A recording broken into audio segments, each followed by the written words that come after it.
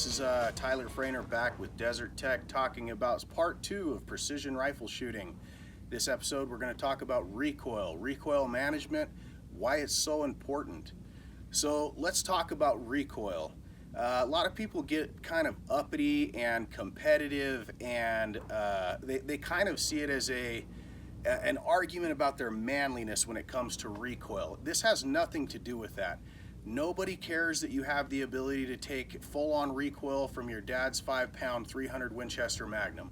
We're talking about applying precision rifle to recoil management and winning matches, okay? So again, one more time, recoil and recoil management. It has nothing to do with, ow, my shoulder hurts, or oh, it doesn't hurt.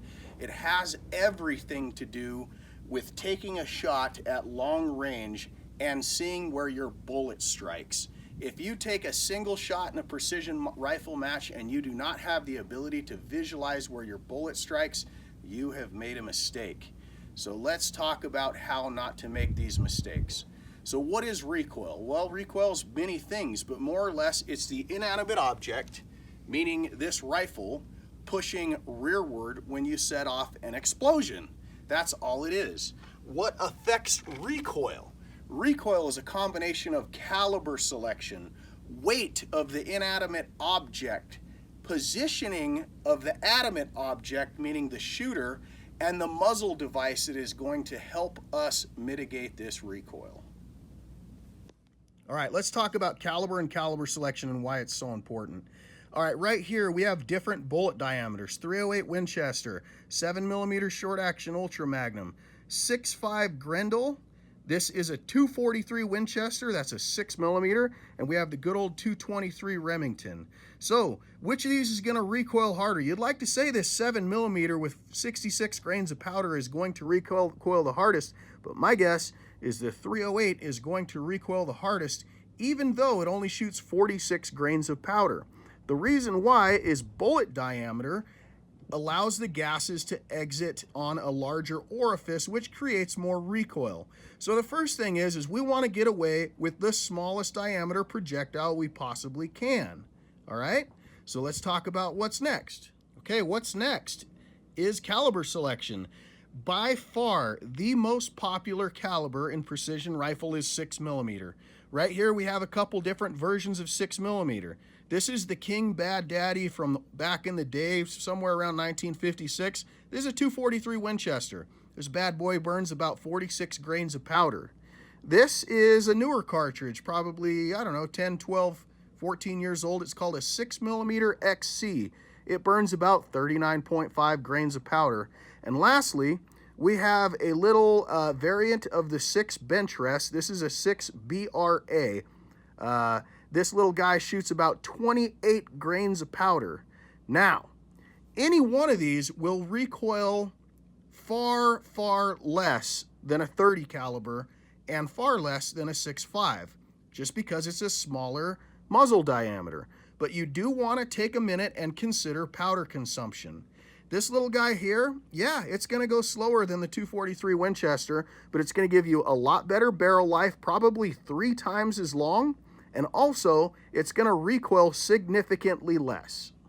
All right, so this is the 6XC that we just previously got done talking about. This guy burns about 39.5 grains of powder. Now you're asking yourself, how is such a little cartridge going to be able to compete at quote-unquote long range? Well, precision rifle is usually between 300 yards out to about 1,500 yards.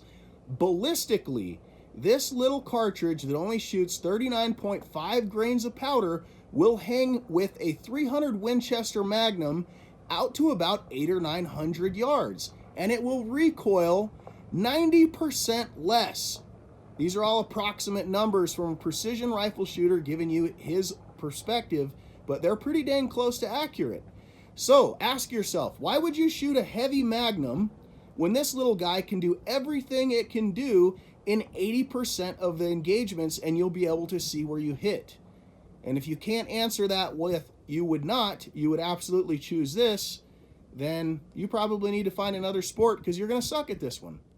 Okay, let's talk about weight of the rifle system and why weight is so important. Precision rifle shooters typically compete with a rifle that weighs somewhere between 20 and 25 pounds. That's right, you heard me right. Precision rifle shooters shoot a dinky little 6mm cartridge that only burns 28 grains of powder, and they do it with a 25-pound rifle. Why? Because of simple physics, folks. If you take a rock and you hit this 5-pound rock with a sledgehammer, it's going to go a certain distance. If you take the same sledgehammer with the same force and hit a 10-pound rock, 10-pound rock is not going to go as far. Heavier rifle means less recoil. So how can we add weight to our rifle system so that it's more usable and it will absorb more recoil? Well, to begin with, there's several companies that sell rail-mounted weights. It's simply nothing more than lead that you strap to your rifle. You can put it in different places to add weight and add balance. What I'm looking at right now is made by Troy Tyson of DFAT, D-F-A-T, and they make a Arca rail mounted adjustable weight system that I'm extremely interested in. But here's the easiest way that you can add rifle weight. In my right hand here, this is a Remington Varmint 6mm barrel blank. This guy weighs in at about 4.5 pounds. It's going to be real similar in weight to what a factory Desert Tech barrel weighs. This is the exact same barrel, 6mm, but this guy, the contour is 1.25 straight taper.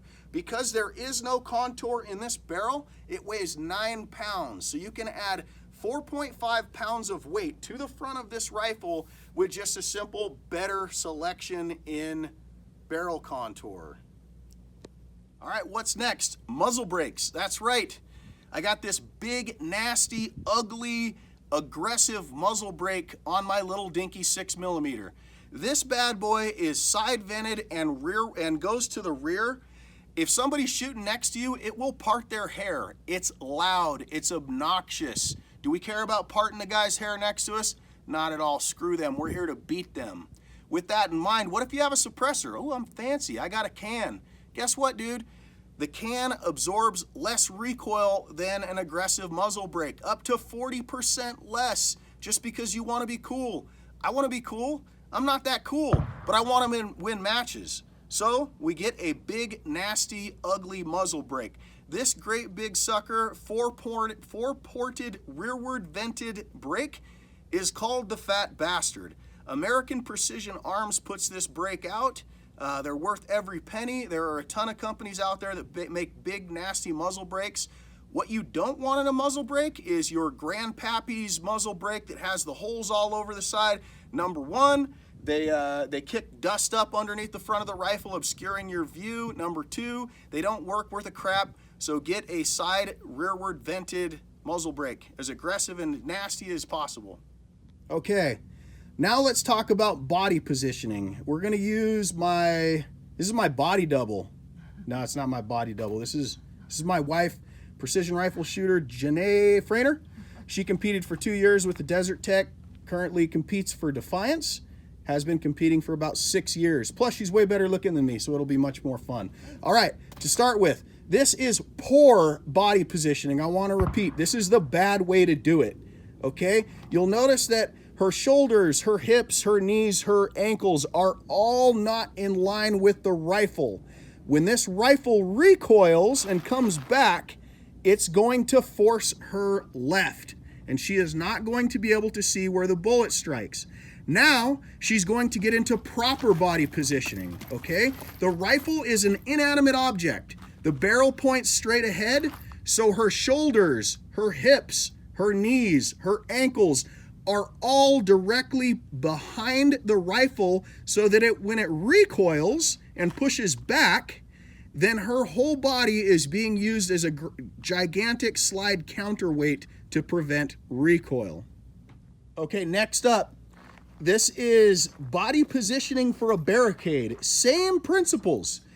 Her shoulders, her hips, her knees are all in line with each other, in line with the muzzle barrel pointed straight out, so that when the rifle recoils, she can absorb it straight back as possible.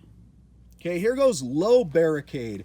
Again, you'll notice that her shoulders, her hips, her knees are basically all parallel and in line with the barrel, so that when the rifle recoils, as much of her body weight is going to be utilized to absorb that recoil as humanly possible. We do not want anything out of line. We do not want shoulders and hips cocked out, because what it will do is it will push the rifle one way or the other. Square up as much as you possibly can. Okay, last thing we're going to talk about with recoil is not recoil management. This is a way to cheat recoil. Is recoil going to happen? Yeah, man, unless you're shooting a BB gun, it's going to recoil. So, how do we utilize our optics to offset the recoil that's inevitably going to happen? Well, let's see. Right here I got a Gen 2 Vortex. This thing is a 4.5 to 27 power. So, what magnification do I shoot it at? Well, 27 power, of course, because I have a 27 power scope, right? Wrong answer. We want to utilize an appropriate magnification so that we have a larger field of view, all right? A larger field of view, so that when you have recoil and the recoil pushes you back and maybe you're wobbling around a little bit, if your field of view is large enough, you can still see where the bullet strikes. You can get your scope back over, use your reticle to measure your hit or miss, okay? Now, because this is such a technically enhanced blog, I'm going to use advanced computer-generated imagery to give you an example of what it looks like shooting on 27 power versus, oh, I don't know, a more manageable power like 15, which is my go-to. Okay, now, through the wonders of modern technology, I'm going to show you exactly what it looks like when you shoot at 27 power. Your rifle recoils, bang!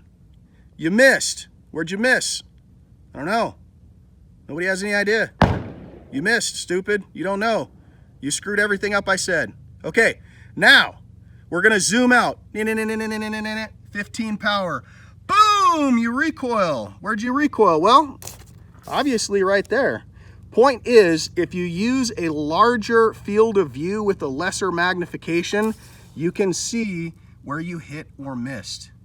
If you have shot and did not see where you hit or missed, you screwed up.